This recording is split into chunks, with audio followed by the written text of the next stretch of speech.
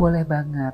Jadi memang fitur fintech P2P lending ini cocok sekali untuk bridging fund atau emergency fund. Kenapa? Karena pertama mudah dan cepat.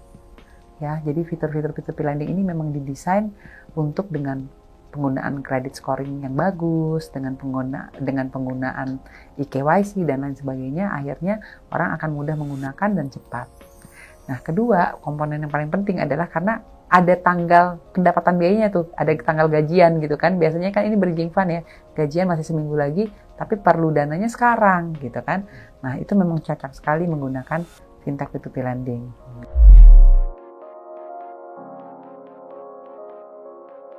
Nah, kalau memang kita sudah tahu berapa income kita yang harus kita bridging tadi akan kita dapat ya, ada rule of thumb-nya sebetulnya yang paling ideal itu tidak lebih dari 50% dari income kita.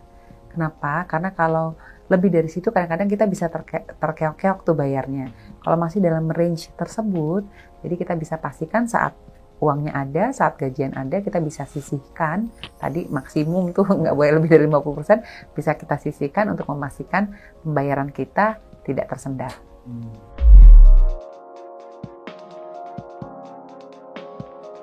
Nah, memang sebaik-baiknya adalah gunakan dana pinjaman itu untuk hal yang bermanfaat. Jadi jangan terjebak dalam menggunakan dana pinjaman untuk kegiatan-kegiatan yang tidak produktif atau kegiatan-kegiatan yang hanya akan menambah beban ya.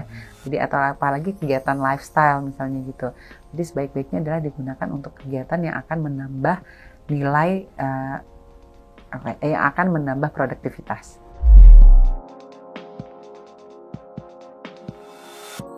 Industri fintech P2P lending itu didominasi oleh pengguna muda. Mungkin karena fiturnya memang cocok ya dengan gaya hidup mereka. Pertama, mereka sangat digital savvy kan. Jadi dia familiar gitu dengan penggunaan fintech P2P lending. Terus mudah, dan fintech P2P lending ini mempunyai scoring model memang yang unik ya, yang bisa dapat membedakan bahwa orang terlepas dari faktor-faktor formal dan informalnya. Karena kan kalau zaman dulu itu kalau kita meminjam harus ada slip gaji, harus ada pekerjaan formal. Sekarang dengan credit scoring model yang dimiliki oleh fintech P2P lending, mereka bisa mendeteksi income dengan cara-cara yang non-konvensional. Nah, anak-anak muda ini income generatornya kadang-kadang memang dengan cara yang non-konvensional. Contohnya seperti apa? Misalnya sekarang di dunia maya ya, mungkin rockstarnya gitu ya, itu udah para content creator yang income-nya kalau kita dengar tuh suka luar biasa gitu ya. Itu kan susah terdeteksi kalau dengan pakai cara-cara yang konvensional. Jadi memang klop tuh antara penggunanya si anak-anak muda ini dengan layanan jasa keuangannya yang fintech P2P lending. Dia memang berjodoh kayaknya, makanya banyak gitu ya. Nah, kami pahami itu, makanya kami bersama-sama dengan industri, dengan platform itu sering keliling ke kantong-kantongnya anak muda untuk contohnya apa? Contohnya ke universitas, kita literasi dan edukasi di sana, termasuk juga melalui sosial media, termasuk juga melalui podcast-podcast seperti ini, agar mereka paham dan semakin bijak menggunakan layanan jasa keuangannya.